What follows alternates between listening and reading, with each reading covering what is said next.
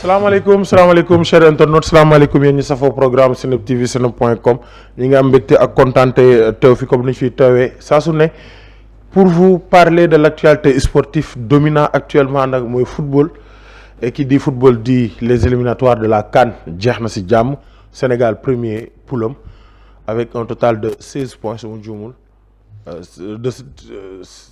16 points. Donc Sénégal pare na champion éliminatoire bi moo jël pied waxtaan tamit si li nga xam ne mooy Pape Thiaw son avenir l'équipe dans sa globalité et personne n'est mieux placé que d'inviter monsieur Abdoulaye Thiam mon président moi et notre président c'est le président de l'association des journalistes sportifs du Sénégal mais aussi de l'Afrique monsieur Thiam mes respects et ravi de partager ce plateau avec vous. Plaisir partagé. je suis man dama laa fan quoi. boo fanee sa président da nga koy kii.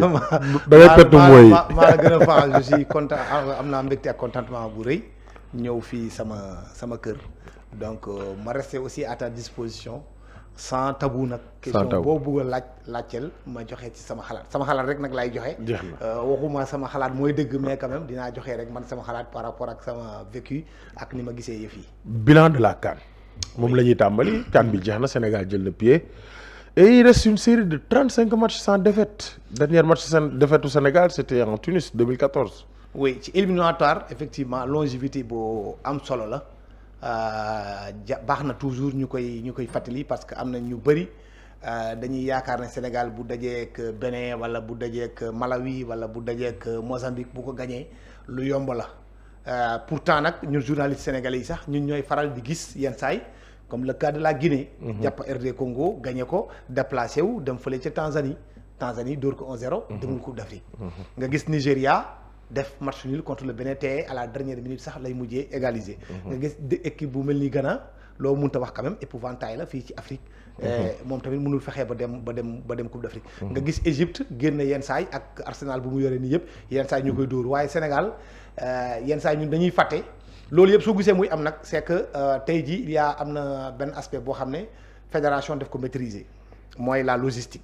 ça loolu am solo la surtout moyens yi nga xam ne ñun suñu état mu ngi koy def ci équipe nationale Sénégal loolu aussi baax na ñu taxaw si parce que booy déplacé wu Afrique dafa jafe dem fii Gambie sax nga xam ne ci biir Sénégal la nekk soo bëggee jël avion dafay metti yenn saa yi donc loolu su amee.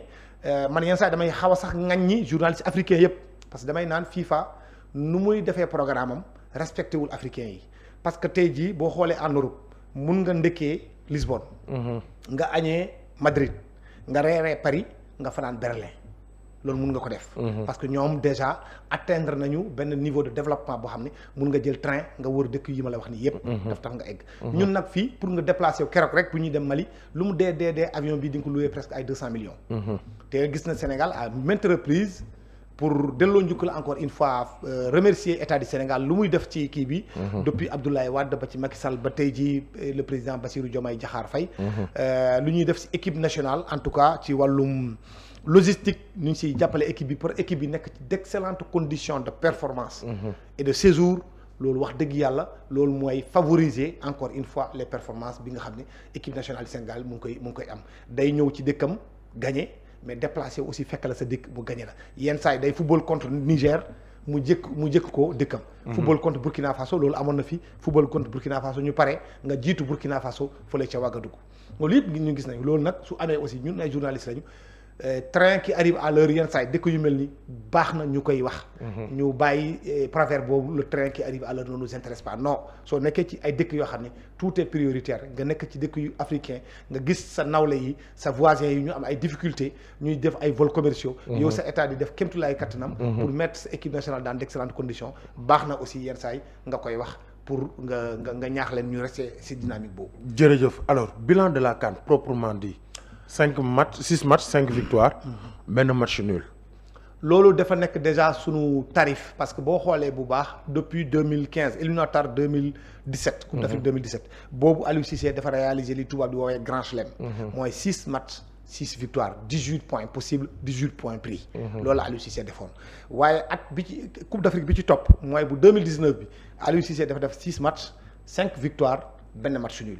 bu 2021 bi mu ñëwaat encore mu def 6 matchs 5 victoires benn match nul bu 2023 bi nga xam ne joué nañ ko Côte d'Ivoire mu defaat encore 6 matchs 5 victoires benn match nul bii encore Sénégal defaat 6 matchs 5 victoires ak benn match nul donc ñu ngi ci tarif bi nga xam ne Sénégal établir na ko depuis un certain temps depuis l'arrivée de Aliou Cissé en tout cas. gisuñu ci éliminatoire Sénégal ñu ko ci gagné bien avant ça parce que wax nga fi plus de 35 ans aujourd'hui invincibilité bi nga xam ne. 35 matchs loolu c'est am na solo trop ci équipe nationale du Sénégal demoon naa sax ba leen di tooñ di naan champion des éliminatoires. gars yi naan c'est un peu péjoratif mais quand même c'est la vérité ci éliminatoire wax dëgg yàlla équipe nationale du Sénégal dafa am taxawaay boo xam ne taxawaay bu mucc ayib la ci taxawee léegi ñu ngi leen di remercier encore une fois di féliciter l'équipe di féliciter l'encadrement di féliciter la fédération di féliciter encore une fois l'État du Sénégal et surtout aussi les journalistes sénégalais qui sont très alerte, ça c'est extrêmement important parce que la presse sénégalaise fait partie l'une des presses les plus dynamiques. La dernière fois bu ñuy demee fële ca Mauritanie bu ñu duggee ci salle bi il y avait plus de journalistes sénégalais que de journalistes maliens mauritaniens. Il y avait 50 journalistes sénégalais qui se sont déplacés, plus de 50.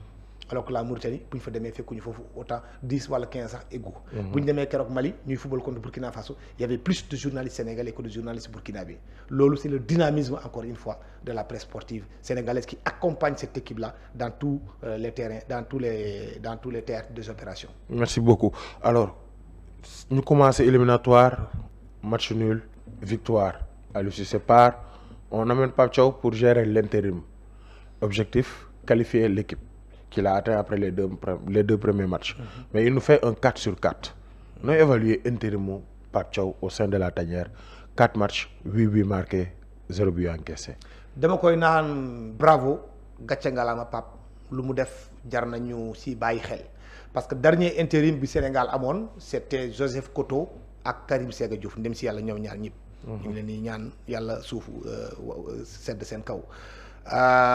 bi ñu dakkee ki nga xam ne moom mooy Alain Giresse fédération dafa dénk équipe nationale bu Sénégal Joseph Koto Karim Séga Diouf nekk adjoint mu football ñetti match premier match contre le Maroc mu gagné ko deuxième match contre le Libéria mu gagné ko Maroc bi mu dóor ko 1-0 contre le Libéria ñu dóor Libéria 3-1 après dernier match ñu déplacé au Kampala ñu joué fële contre l'Ouganda on a fait un match nul 1 but partout kii dañ ko jox match 4 victoires 4 clean sheet amul benn bii bu mu encaissé 8 buts marqués un ratio de 2 buts par match donc c'est extrêmement important dans son bilan.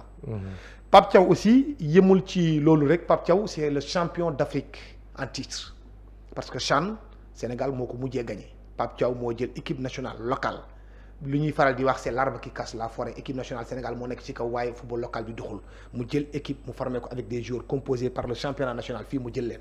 dem qualifié fële ci Bamako yóbbu ko fay ci Algérie mu remporter le tour continental mu indiwaat ko fii waaye gars yi waruñu ko fàtte.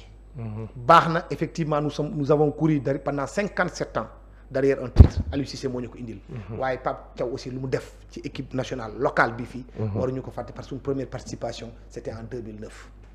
deuxième participation 2011 ñu tegaat ci ay quelques années yoo xam ne mënuñu sax fexe ba qualifier non seulement dafa qualifier équipe bi mais daf ko yóbbu aussi il a touché le grand loolu aussi jar na fàttali mais Pape Thiaw aussi c'est un ancien international sénégalais. dafiy jaloore. Pape Thiaw aussi bu mu paree nekk ancien international sénégalais dafa nangoo jàng ñëw yore équipe locale loolu mooy lu rare ci sunu anciens internationaux yi mu yoree ñaari tali def ci lu mu war a def ba yàlla def. daa sax ñu ngi naan il a été l'adjoint de Joseph Koto si Kosofa yi. oui loolu yëpp kii na parce que soo baal ma nag de si dog effectivement sooy côtoyer Pape parce que man je l'ai connu joueur d'abord parce que j'étais jeune reporter may accompagné équipe nationale du Sénégal la génération 2002 mais boo koy côtoyer dafa nekk quelqu'un qui est extrêmement réservé presque introverti ok mais quand même nit ñun suñu métier observation la dañu mën a seetlu dañuy observer nit li ngay gis ci moom mooy quelqu'un qui a une capacité d'écoute extraordinaire. day déglu lu bari ba pare il apprend vite. day déglu te il apprend vite loolu man laa gis ci moom soo xoolee bu baax bu mu nekkee ci équipe nationale Sénégal ses premières conférences de presse c'était très compliqué pour lui. Il y avait le stress il y avait trac parce que c'était l'équipe nationale A avec une brutalité bi ñu dakkee Aliou Cissé mu ñëw rek ñu jox ko donc il y a tout ça qui a joué. Donc il ne se retrouvait pas. T'avais comme l'impression qu'il avait peur parce que d'un seul coup tu se retrouves avec beaucoup de journalistes, environ 50-60 journalistes ñëpp nekk jàkk di la xool mosoo gis lu mel noonu c'est normal tu sentais une certaine panique. On lui posait une question il ne répondait pas à ça, il répondait à autre chose mais progressivement soo seetaanee dernière conférence presse bu mu def soo ko seetaanee bi ñu demee Bamako tu vois qu'il prend de plus en plus de l'assurance. Aujourd'hui il rigole un peu. Il devient de plus en plus taquin. Ce qui veut dire donc li ko manqué woon ci wàllum communication parce que la communication aussi c'est un art. Il est en train de l'apprendre petit à petit. C'est pourquoi je dis il apprend très vite. Il écoute, il est très réceptif, il est très open et il apprend très vite. Ça c'est extrêmement important pour un entraîneur. Et il a aussi un banc qui était là. Ce banc-là, depuis que Aliou Cissé est là, depuis 2015, ce banc est là di ko accompagner. Il a aussi des joueurs qui sont concernés parce que li may Sénégal change aujourd'hui. Contrairement à yeneen équipe yi précédentes yi dañ doon faral di am ay des binationaux yoo xam ne li yàlla xam rek doy na. C'était des gens très compliqués. J'aime pas stigmatiser mais quand même baax na aussi ñun en tant que témoin de l'histoire ñu wax ne ku mel ni Kalidou Koulibaly entraîneur bu nekk bëgg na ko am comme capitaine. ku mel ni Abdoul Diallo entraîneur bu nekk bëgg na ko am dans ton staff. même bu takkul brassard bi. Abdoul naturellement capitaine la. ku nekk aussi soo nekkee aussi journaliste ñun dañuy bëgg matière lu ñu woowee matière maanaam su ñuy wax ak yow nga ñuy tontu. boo dajee ak bon client. exactement lu ñuy woowee un bon client. boo dajee ak Abdoul Diallo nga xam ne am nga client dëgg. parce que li nga bëgg di nga ko am. il parle très bien il a la tête sur les épaules. et da nga yaakaar ne sax yow mi nga xam ne yaa ngi juddoo fi Jolof màggee fi yaroo fi Abdoul moo la gën a bëgg réew mi. nga am aussi la vedette. ku mel ni Sadio Mané mu nekk la star de l'équipe. mais mu nekk joueur boo xam ne humilité am soo ñëwee loo mënta toll soo ñëwee tu vas te dire attends mais celui-là il pèse quand même 2 ballons d'or. Il a gagné la coupe d'Afrique. Il a été le meilleur joueur de la CAN. Il a été 2e dans l'histoire footballistique de l'Afrique. Il n'y a que Georges Weah qui a fait plus que lui en 1995 quand on a internationalisé le Ballon d'Or mu nekk le premier africain. Depuis lors même Didier Drogba n'a jamais terminé 2e. Samuel Eto'o n'a jamais terminé 2e. C'est Sadio Mané qui a terminé 2e. Donc nga am joueur yooyu noonu nga gis leen ñu am humilité ñu am modestie boo ñëwee ci équipe bi tu ne peux que suivre. Donc yàlla may ñu situation boobu nga am aussi une fédération qui a maîtrisé aujourd'hui la haute compétition. Parce que li ñuy nekk fii di wax yëpp moi je retiendrai toujours la rançon de la stabilité. Je ne sais pas comment je ne sais pas comment est-ce que Louis Lamotte parce que c'est ce qu'on m'a fait comprendre comment est-ce qu'il a réfléchi pour sortir le manko wuti ndam li. Ça quand même c'est un concept extraordinaire. Pour la première fois nous sommes partis à l'unisson. Comme un seul homme. Journaliste, dirigeant, fédération, joueur, tout le monde. ñu dem à une période de Covid c'était pas évident. ñu dem remporter le trophée continental donc pour man foofu lay def le curseur là pour montrer aux gens fu ñu jógee dafa sori. Aliou nag c'est Aliou. baax na aussi ñu delloo ko njukkal parce que Aliou bu ñu amee lu ñu fi am tey bu weesoo yàlla ak yeneen bi ak suñu état ak fédération Aliou la. c'est Aliou qui a assaini ce groupe. Aliou Cissé bu muy jël équipe nationale en 2015 dañ ko doon cataloguer sax Yaya Jammeh. Tellement il était dur. Il a vécu des moments extrêmement difficiles. Mais il a pris son courage en 2 mains. C'est quelqu'un qui est extrêmement courageux. Il est avec ses principes. Quand nga d'accord ci nga bañ ci d'accord en tout cas il mourait avec ses principes. C'était ça Aliou Cissé. Tu peux dire qu'il est têtu. Effectivement, il est extrêmement têtu mais su gëmee dara loolu la gëm. Parce que moment bu muy yore équipe nationale soo amee la possibilité de te débarrasser de Papis Demba Cissé. Moussa Sow, Demba Ba, Mamadou Niang. ainsi de suite ñoo ñëpp nga pousser leen vers la sortie nga jël des jeunes yi nga xam ne yaa ngi leen di côtoyer depuis Londres 2012 parce que cette équipe là elle est partie de Londres 2012 sur les Jeux olympiques yi nga xam ne yooyu lañ participé woon en 2012 plutôt en Angleterre nga former te équipe boobu noonu ànd ak ñoom ba nga mun a am tey ji ossature bi nga am kooku aussi war nañ ko tirer véritablement le chapeau ñu xam fu ñu jógee parce que boo xamul foo jógee soo moytuwul rek da ngay faxastalu nga daanu c'est extrêmement important. C'est extrêmement important alors ñu bëri sax ñu ngi wax tamit un regard ne management bu bees le Pape Thiaw indi il a apporté sa touche excusez-moi il a apporté sa touche dans le management noo jàngatee le management de Pape Thiaw. xam nga entraîneur boo ñëwee forcément il faut que apporter ta touche. Ça c'est une vérité. L'essentiel c'est que d'abord que ton discours passe dans les vestiaires. Et apparemment j'ai vu que le discours il est passé.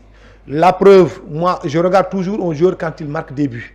Regardez quand on a joué ici sur le match quand Sadio Mané a marqué. C'est la vedette comme je l'ai dit tout à l'heure. Sadio Mané bu marqué dafa daw directement ñëw ci moom. Et ça te redonne de la confiance. Et lui, je crois qu'Idrissa Sané l'a posé la dernière fois une très bonne question d'ailleurs.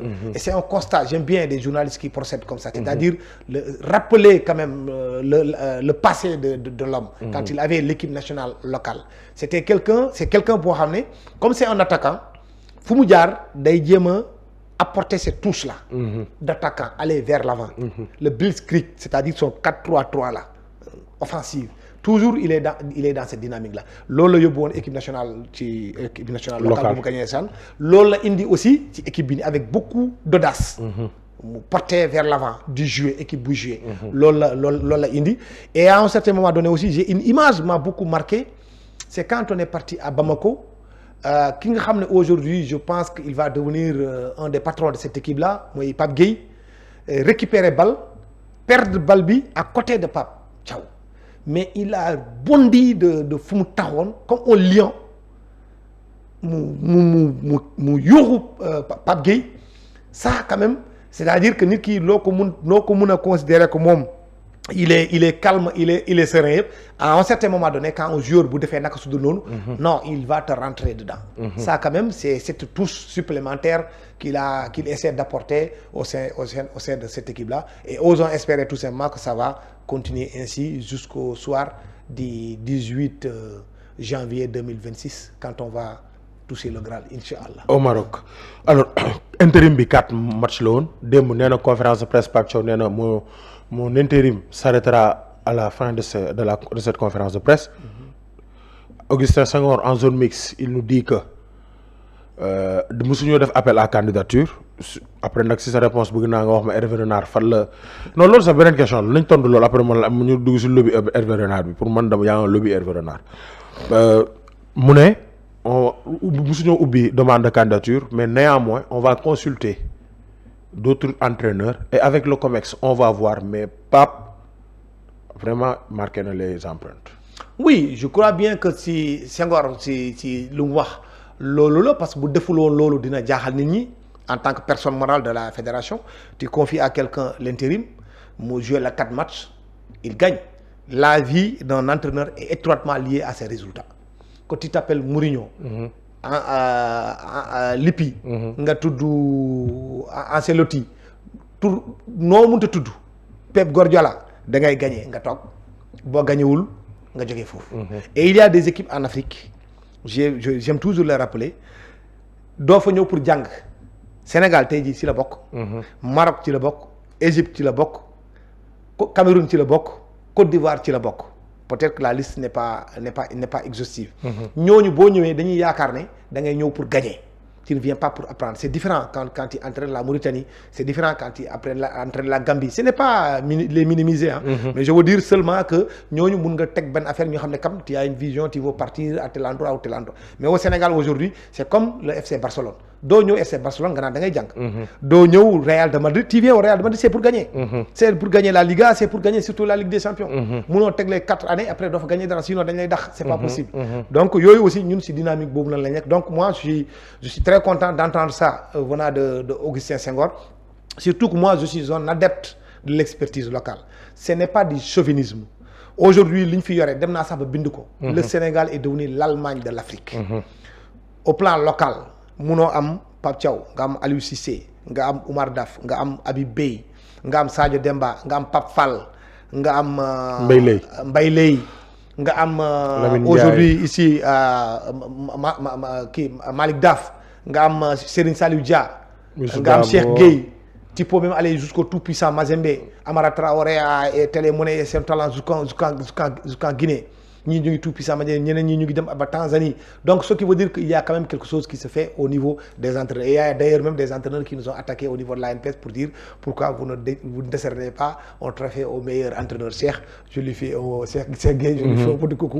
On est en train de réfléchir là-dessus pour voir effectivement comment est-ce qu'il faut faire pour honorer davantage encore l'expertise locale sénégalaise sur le plan des entraîneurs. Youssou Dabo, je n'ai pas cité lui aussi.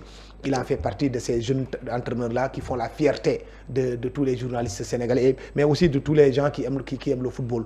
Donc, et dans un passé plus ou moins récent, oui, ça pouvait se comprendre. Mais maintenant, quand même, le Sénégal a atteint un standing. Ça, c'est un aspect. Deuxième chose, quand il regarde les 3 dernières Coupes d'Afrique ont été remportées par les entraîneurs locaux. En 2019, Belmadi moo ko gagné. doomu Algérie la. En 2021 trophée bi nga xam ne joué nañ ko en 2022 c'est Aliou Cissé doomu Sénégal la. En 2023 ñu joué ko en 2024 c'est Ernest Faye doomu Côte d'Ivoire la. 3 coupes d'Afrique d'affilée doomu Afrique ñoo ko gagné. Longevi en terme aussi ku gën a gagné coupe d'Afrique doomu Afrique la. parce que c'est Assane Sayata moom moo ko gagné fële ca Égypte. Donc il faut que benn moment ñu arrêter ce complexe là. Surtout que boo xoolee tey jii la plupart des entraîneurs ay Patrice Neveu ak ay ñoom ñi ngay gis nii yëpp. la plupart d'entre ñoom entraîné nañu 3 4 5 équipes africaines. dañuy wër rek. beneen ñu dakkal beneen nga dem Togo ñu dakkal Togo nga dem Sénégal dakkal Sénégal nga dem Mauritanie nga dakkal Mauritanie nga dem Burkina Faso ainsi de suite. Ils ont tout un arsenal derrière eux yaa ngi ko doon wax léegi-léegi il y a même une chaîne de télévision cryptée boo xam ne day nekk ci seen ginnaaw di def seen promotion. loolu moo fi nekk. et loolu à un certain moment donné il faut qu'on fasse le holà ñu arrêté ko. Sénégal arrêté na ko ak Aliou Cissé et ça commence à faire tache d'huile. C'est ça la vérité aujourd'hui foo munta dem yow yàgg nga ànd ak équipe nationale bi Aliou Cissé fu munta taxaw journaliste africain yi waxuma la sénégalais parce que ñun moom on est ce que nous sommes. Nul n'est prophète chez soi. mais Aliou fu mu munta taxaw. beneen journaliste bu poser question day naan. merci d'avoir ouvert les yeux. à nos dirigeants. à nos autorités. parce que aujourd'hui la plupart de nos autorités ils donnent les équipes nationales parce que aussi c'est un métier boo xam ne aussi affaire de liggéey la. doguma la de mais même Côte d'Ivoire sax bi ñu avant ñu Emerse Faé bi ñu njëkkee jàpp l'entraîneur de Côte d'Ivoire. gars yi dañ ne non regardez ils ont toujours donné l'exemple en Afrique on donne toujours l'exemple du Sénégal avec Aliou Cissé exactement pour magnifier l'expertise notable. exactement donc fi may terminer rek aussi liggéey entraîneur liggéey bu précaire la da ngay gagner nga toog boo gagnewul ñu dàq la donc mais liggéey la quand même. liggéey la boo xam ne da ngay gagner beaucoup d'argent. mais wax dëgg yàlla te liggéey la boo xam ne dafa bëri ay chômeurs.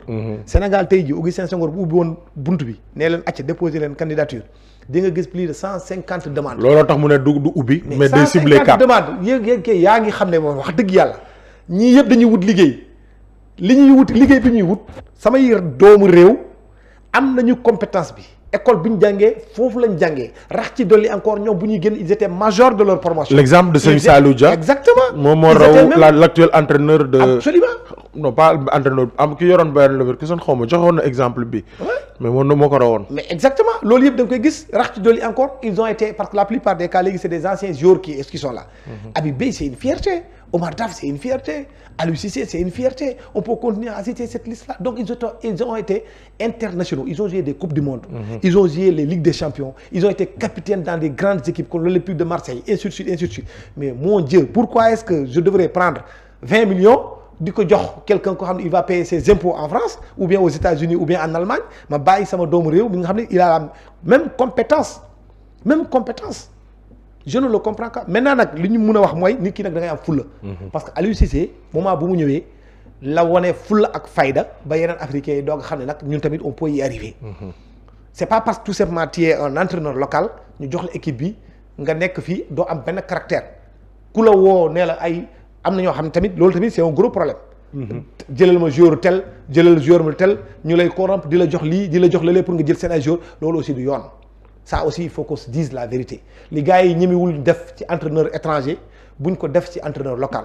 na nga am tes coups franches nga liggéey pour développer le football du Sénégal équipe nationale Sénégal nga yor mais pas ay président de club di la woo dugalal ma sama joueur loolu tamit dañ koy gis fi. aussi bien c'est les petites catégories que c'est l'équipe nationale A.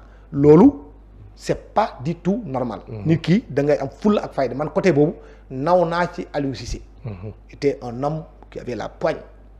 lu bëri gars yi bëggoon nañu fi mu am tous nous sommes des journalistes mais Aliou a toujours freiné des cas de fer musu fi am te ñun tamit nag on est là on est des observateurs on regarde. et on alerte. Pape boo ñëwee duñ la mos a duñ on va te surveiller comme de l'huile sur le feu mon cher ami. Pape boo ñëwee on va te surveiller comme du lait sur le feu donc yow mën nañ jàpp ne vous êtes pour qu'on conserve Pape. oui à la tête de l'équipe nationale du Sénégal et qu'on l'officialise entraîneur plein. oui parce que soo xoolee su fekkee ne des parallélismes ce que Joseph Koto et Karim Séga Diouf ont fait Pape Thiaw a fait plus man la seule chose que je demanderai d'une manière supplémentaire je sais pas si c'est possible c'est de renforcer le staff. Comment? renforcer staff mooy indi yeneen doomu Sénégal ci wetam tey jii su ma amoon Pape Thiaw Habib Beye wala non Habib Beye ne va pas venir ça c'est clair. su ma amoon Pape Thiaw Oumar Daf je ne dirai rien du tout. su ma amoon Pape Thiaw nga indi Serigne Saliou Dia ou bien Malick Daf ou bien nga indi quelqu'un d'autre Youssou Dabo ainsi de suite. Pape Thiaw Malick Daf moo yóbbuwoon mënoon duo bi yóbbuwoon Sénégal Rwanda. exactement Sénégal Rwanda y avait le duo Pape Thiaw Malick Daf. mais Pape Thiaw moo jiitu ñoo gagné sax le CHAN bi ma lay wax nii buñ demee fële quand ils sont partis à. waaw Malick Daf avec les U20 Malick Daf avec les U20 Pape Thiaw avec l'équipe nationale locale. après léegi Serigne Saliou Dia aussi est là. du loolu moo manqué. loolu on en a suffisamment. l'essentiel c'est d'avoir un collège d'entraîneurs locaux qui vont continuer à diriger cette équipe-là c'est extrêmement important parce que boo xoolee dëkk yu mel ni Argentine wala dëkk yu mel ni Brésil bu ñuy dem coupe du monde yenn saa yi staff bi du nekk entraîneur ak adjoint rek day am yeneen yoo xam ne dañuy ñëw greffé aussi accompagner équipe bi di ko xelal parce que surtout que Pape quand même c'est quelqu'un vraiment qui est open d'esprit. On a une direction technique nationale. Vraiment il faut qu'on valorise ce que nous avons chez nous. gars yi bu ñuy fayeeku. ku ñu jëlee xaalis bi ñu dem suñuy jënd fii la ñuy jëndee ay terrain fii la ñuy tabaxee fii la ñuy amee seen njaboot fii la ñuy dundalee seen njaboot. amoon nañ fii ay entraîneurs yoo xam ne ils demandaient même qu'ils soient payés parce qu'ils payaient leurs impôts en France.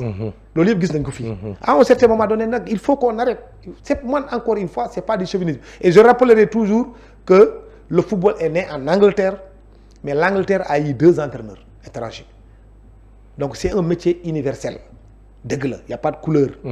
Y a pas de kii blanc la kii noir la kii truc oui c'est peut-être que on va me dire que c'est un débat malsain je suis d'accord ok mais quand même à compétence égale wax dëgg yàlla naa ko jox sama doomu réew. à compétence égale na nga ko jox sa doomu réew. et vous validez le choix sur Pape Thiaw. Y a-t-il des risques bu contraire bi amoon. mars ngay joué waat éliminatoire coupe du monde. non ça m'étonnerait que la fédération ne choisisse pas une expertise locale. non ça m'étonnerait.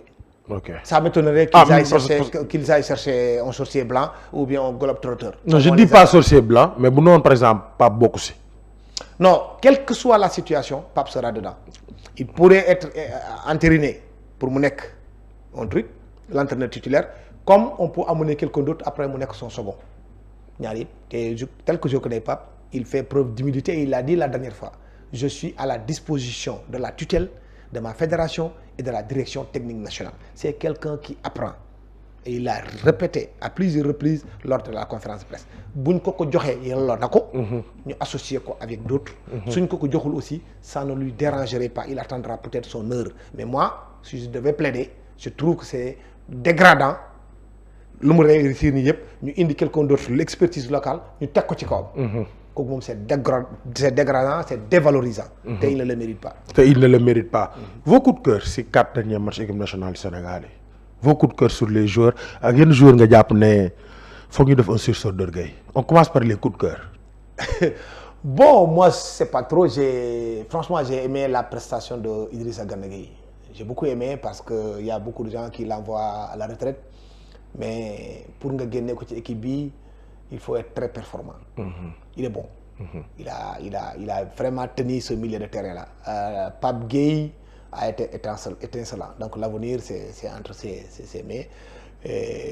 loo mënta wax aussi aujourd'hui celui qui vient la plus grosse note certainement c'est Habib Diarra. parce que quand même 2 matchs 3 buts il est aujourd'hui co-meilleur buteur. avec Sadio Mané avec 3 réalisations. sur 6 matchs. Voilà donc c'est 6 matchs quelqu'un qui a été toujours là qui n'a jamais eu peut-être sa chance aujourd'hui am na ko et il a saisi cette chance-là c'est ce que je te disais bu fekkente da nga nekk jeune mag ñi nekk fii nga ne leen mag ñi nañ jógee fii man ma ñëw suñ la dugalee da ngay prouver que man am naa fi sa place comme ni ma ko Lamine Camara defee. da ngay dugg ma won leen ne que ne man xale la donc dama leen di won football affaire de xale la. su ma duggee ma génnee ko to Lamine Camara noonu la def. maa ngi fàttali toujours la première interview avec feu Pape Bouba Diop c'était en 2002 Henri Camara mu ngi may déglu peut-être këram la ma woo ma ñëw fekk ko foofu à Sicap Karak mu ne ma kii sama xarit la Ablaye dama bëgg nga def ak moom interview. ñu dugg ci oto Henri ñu def interview la phrase qui avait été mise à la une du Sud Quotidien Malick Rokhiba nekk tey jii AFP moo nekkoon sous-rédacteur en chef su ma duggee ci équipe bi dootuma génn. est-ce que. loolu la Pape Bouba Diaw. su ma duggee ci équipe bi su ma duggee équipe bi dootuma génn et quand il est venu il a pris la place de Pape Sarr. waaw dafa ñëw teg Pape Sarr ci baa bi. waaw loolu mooy. da nga ko bëggoon dugal journaliste yi ñooy ñëw di la naan non diw il faut ñu dugal ko diw il faut ñu dugal ko wala public bi wala truc non da ngay dugg nga wane ne man bàyyi nga ma ci baa bi waaye ñi fi nekk mënuñu ma man maa leen mën. entraîneur boo defee loolu amul choix il va te mettre.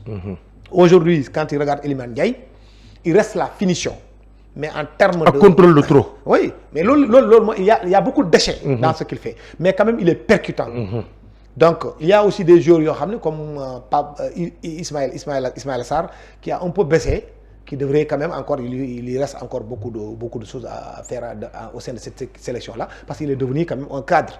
donc mais si ñaari match yi nii mujj yi gisuñu Ismaïla boo xam ne bi ñu doon xaar.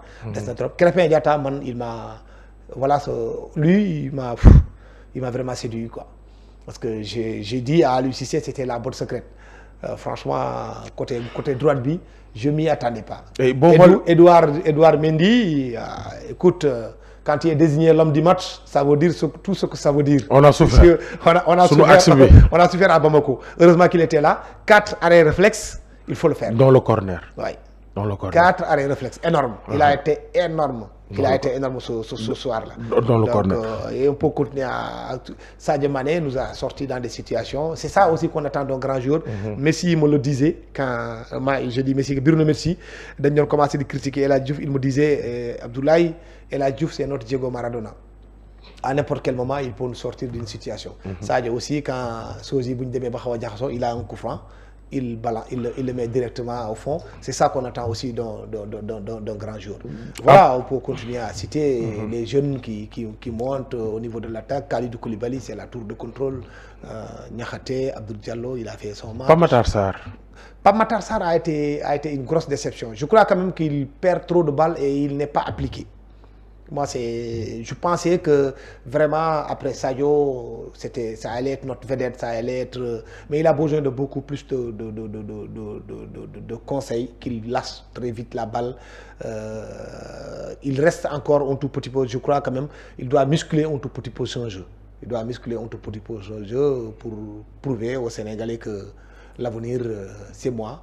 L'avenir, c'est comme les Lamine, comme les Lamine, c'est comme les Diarra. Moi aussi, j'en fais partie. Mais il reste encore un tout petit peu quand même. Il faut qu'il muscle davantage son jeu parce qu'il a beaucoup de talent. Il a beaucoup de talent. Sànq nag wax nga benn légende boo xam ne bokk na sama question net bu xam naa duñ la téye lu yàgg. La présence de El Hadji Diouf au sein de la tanière. Des fois da ngay gis nit ñi naan mais Diouf moom lan lay ut si tanière bi mais dafa am benn action bu ma marqué. Sénégal Burkina Bamako. gars yi def reconnaissance de pelouse muy waxtaan te man bizarrement El Hadji Diouf booy rek lay nekkal. Niakhaté Niakhaté Iliman Ndiaye Lamine Camara. ak Habib Diarra. am di wax ak moom ne Lamine Camara jox ma verre mu jox ko verre yi mu dem yëkkati public bi. ne booy kaay leen salu public bi après ne leen day leen di ñëw di saluer public bi. Comment appréciez-vous la présence de El Hadji Ousseynou Diouf double ballon d'or sans forcer comme il a l'habitude de le dire au sein de la tanière ak ban rôle nga gis ne mi ngi koy jouer. Tu sais yàlla xol lay fay El Hadji Diouf c'est quelqu'un d'extrêmement généreux yàlla fayu ko lu dul xolam man en toute sincérité j'ai écrit des pamphlets sur lui mais je l'ai quand il était joueur on n'était pas d'accord sur tout mais xolam moo baax. Il a un joli cœur et quand il ne côtoie pas l'équipe bu fekkente ne supporter nga rek nga koy gis ni doo xam le rôle qu'il joue au sein de l'équipe parce que Senghor l'a mis conseiller du président il est tout le temps là.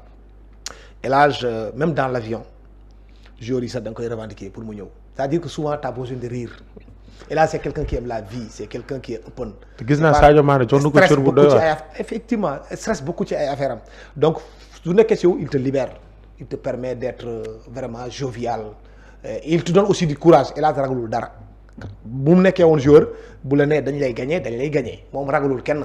c'est-à-dire que souvent ñun journaliste dañ ne non warul dem ci dëkk bii di déclaration bu mu def foofu yenn saa yi loolu baax na ci. dama ko gis parce que je le côtoie, je le vois au sein de la tanière et je le vois aussi en dehors de la tanière.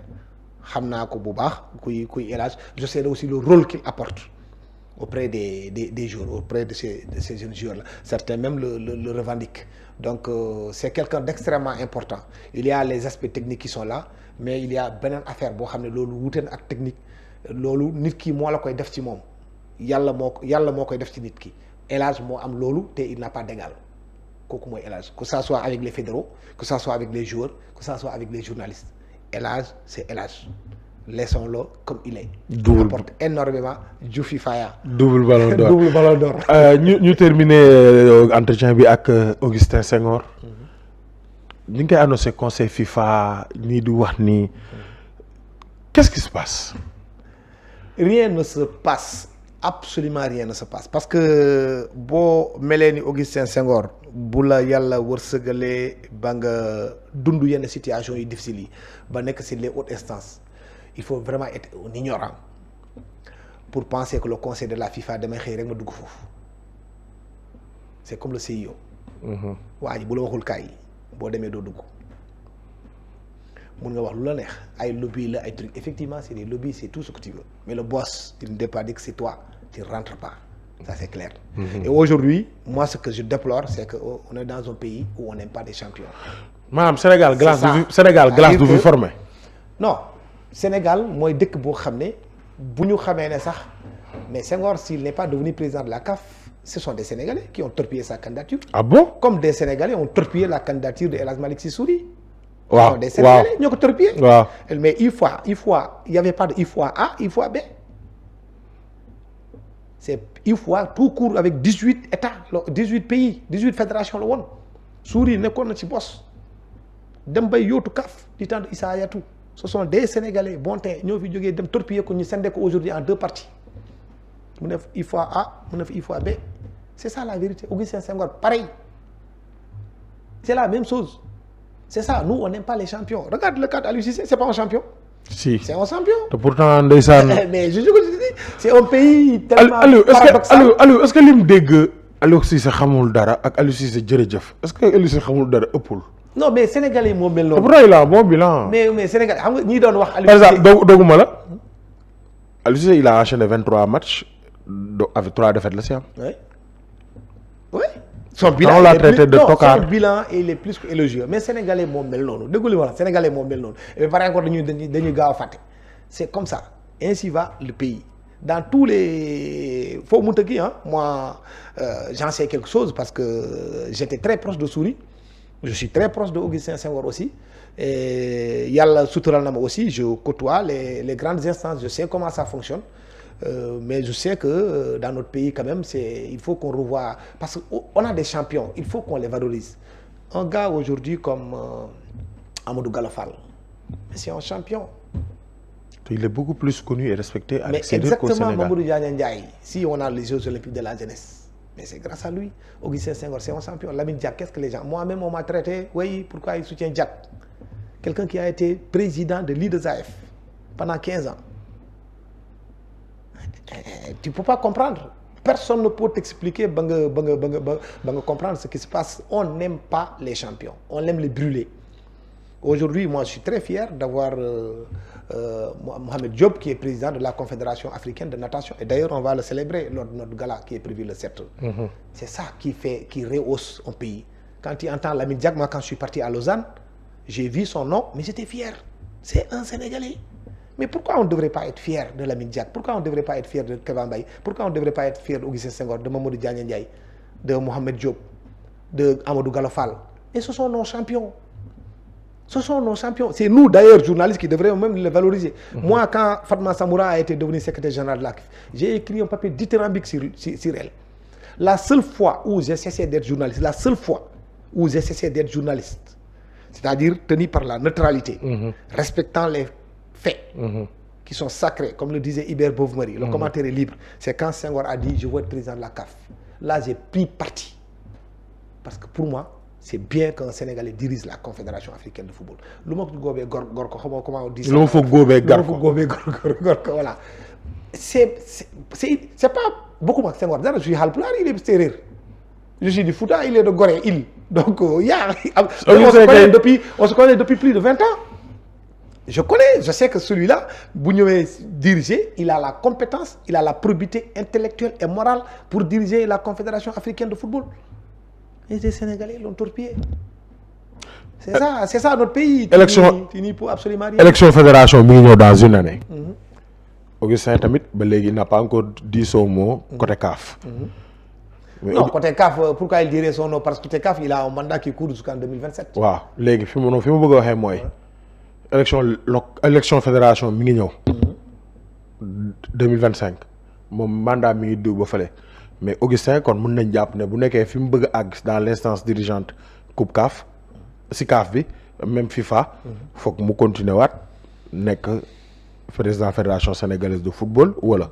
Je vais vous donner un exemple. Tu sais, tous les Marocains aujourd'hui, ils sont derrière Fouzi Lerja, qui est président, qui est membre du conseil de la FIFA, qui est membre du comité exécutif de la Confédération africaine de football, qui est le ministre en charge du budget, qui est le président de RC Berkane, qui est président de la Fédération marocaine de football, qui est président du comité d'organisation de la Coupe du Monde 2030. Tu as vu toutes ces casquettes-là? Et pourtant, tout le Maroc le soutient pour l'amener encore plus haut. Tout le Maroc le soutient. Nous, aujourd'hui, il y a des gens qui entendent de gauche à droite parce que, voilà, Augustin Senghor, il faut tout faire, voilà, et on souhaite même... c'est dit n'importe quoi. Ça, un pays, on ne le bâtit pas comme ça. Il faut aimer des champions. Il faut que dès que nous ayons des références. Le Sénégal aussi bien sur le plan politique que sur le plan religieux que sur le plan... il faut que il faut am référence. Xalé yi buñu maggé ñu xamné ki kat suma maggé ni mom la bëgg mel. C'est ça. Augustin Senghor c'est un champion mais malheureusement le Sénégal n'accompagne pas ses actions. On pouvait même encore faire plus. Mais pour des raisons crypto-personnelles, tu verras des gens qui vont essayer de le pousser là-bas pour me céder place Bifi, alors que il n'y a aucune incompatibilité. Que Senghor devienne membre du conseil de la FIFA, continue à être président de la fédération, aucune incompatibilité. Okay. Je t'ai donné le cas de Fouzi Lerja. Maintenant, pour aller aux élections, moi, je ne suis ni électeur, ni éligible. Il faut que ça soit très clair. Journaliste. La seule chose que je demande pour mon pays, c'est-à-dire l'ligne de phare. Les gars de Manko là, ils m'entendent, ils me voient. Avec lui là. Nous faisons continuer cette Manko bi. Si c'est avec Augustin Senghor, Khaïrou. Si c'est pas avec Augustin Senghor, mais nous faisons quand même continuer cette Manko bi. Parce que Tchao nak digul Sénégal. Vous voyez les Camerounais, ils peuvent se battre dans les vestiaires jusqu'à 5h du matin. Tu fais un match à 18h, ils gagnent. Sénégalais beaucoup de Tchao. On va vers des élections. Senghor a dit qu'il va se prononcer au mois de mars. Mois de mars, c'est-à-dire c'est un avocat. Donc il calcule le mois de mars. Les élections auront lieu au mois d'août. Donc c'est certainement une question de légalité. Est-ce que je vais déposer ma candidature? Parce qu'il y a 6 mois, je crois, pour déposer la candidature. Donc c'est pourquoi il parle de échéance bi mois de mars pour pouvoir dire je suis candidat ou je ne suis pas candidat.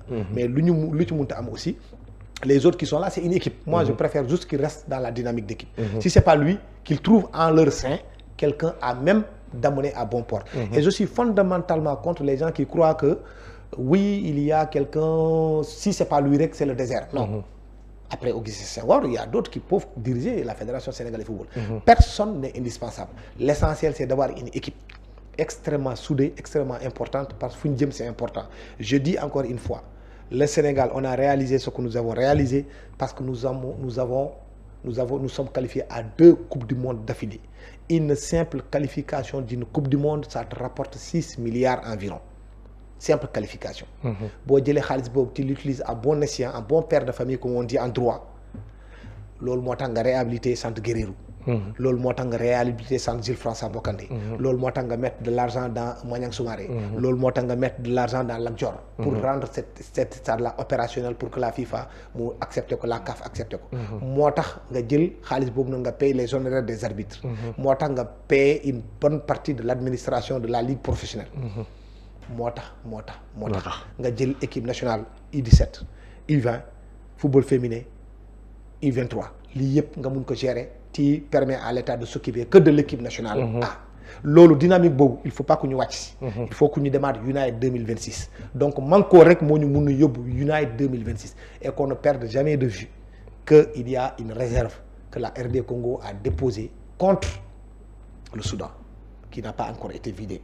Actuellement, nous sommes deuxième avec 8 points. Le Soudan est premier avec 10 points. La RD Congo est troisième avec 7 points. Si jamais la RD Congo gagne, elle récupère 3 points. Elle va passer devant le Sénégal. Je vous assure qu'à Lumumbashi ou à Kinshasa, ça va être un chaudron. Donc, Nani Manko, nous ramener, c'est dans l'unité que nous pouvons réaliser certaines choses. Moi, si c'est un plaidoyer vraiment que je dois formuler à l'endroit de la population de football, je n'ai pas de club, je ne dirige aucun club, je ne suis ni électeur, ni éligible. Voilà.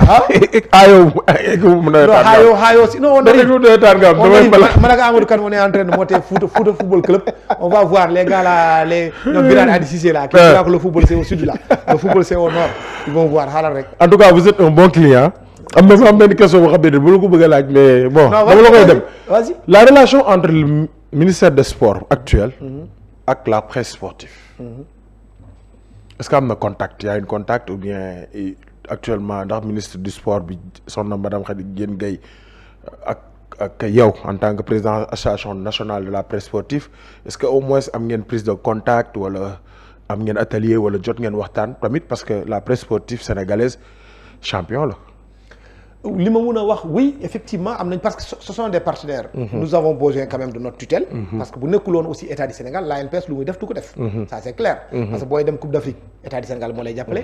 Pour aller Coupe du Monde, État du Sénégal, moi les appelé. Donc vous n'êtes État du Sénégal, nous devons faire. Il faut que ça soit très clair. Nous n'avons que ANPS au niveau africain, État du Sénégal et les fédérations. Football, basketball, handball, avec nos partenaires, que ça soit dans le privé, nous avons réalisé ce qu'on a réalisé. Quand la ministre a été nommée, c'était quand même historique dans l'histoire du Sénégal. On n'a jamais vu une ministre femme des sports, de la jeunesse, et elle avait 3 départements, c'est important, c'est valorisant. Félicité Nako. Et après, quand on a organisé notre dernier rendez-vous des sportifs, le rendez-vous sportif de l'ANPS, elle est venue, elle l'a présidé. Et nous avons aujourd'hui un document, on l'a adressé une lettre de demande d'audience. Si nous accordons, on viendra lui remettre ce document-là. Et après, j'ose espérer qu'on va rester dans la dynamique. C'était déjà tracé. En tout cas, nous avons ces bonnes relations-là. Hier, on s'est vu au stade. Il n'y a aucun problème. Et je connais tous les membres de son staff, que ce soit le directeur de cabinet, que ce soit le directeur du sport de haut niveau, que ce soit le DAGE, que je salue au passage, que ce soit le directeur de la jeunesse, qui est mon parent. On vient tous les deux de Matam. Donc, on n'a pas de problème. Et on ne souhaite même pas avoir de problème avec le ministère. Ça, c'est pas... Maintenant, l'ANPS, ce n'est pas un organe de presse. Vous êtes ici, nous on nous dicte la conduite à personne. À Sud Quotidien, même si je suis président de l'ANPS, si les gens ont envie d'écrire sur l'État, ils vont l'écrire. Moi, si j'ai envie d'écrire sur l'État, je l'écris. Donc il faut que les gens la fassent juste la part des choses. Senghor, en parlant de lui, après le président de la République, c'est la personnalité la plus critiquée du pays.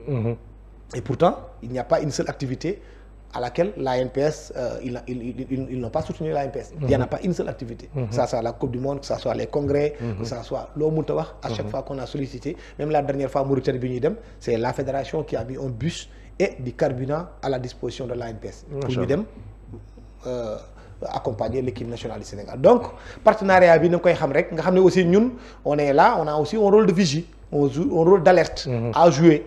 Attirer l'attention, souvent côté quand il le faut, mais aussi dire les choses quand ça marche. C'est juste ça.